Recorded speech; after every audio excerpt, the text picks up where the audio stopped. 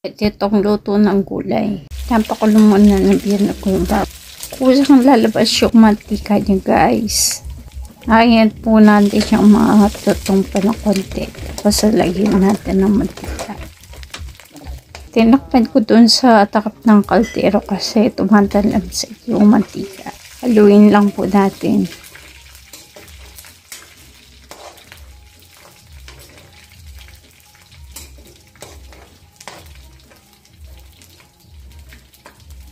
Tuturo.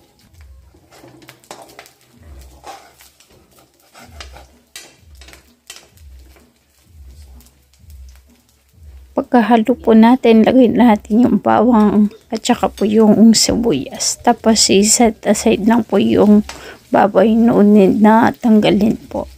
Haluin lang po natin para mahalo yung bawang, sibuyas at yung baboy. Maglalagay lang po tayo ng patis. Tapos haluin lang po natin.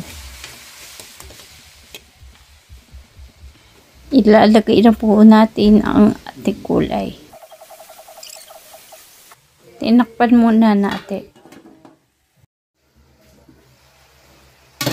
Naglagay po si Vietnam ng isang basong tubig. Haluin lang po natin. Maglagay po tayo ng konting asin. Tinakpan niya po muna bago maghalo.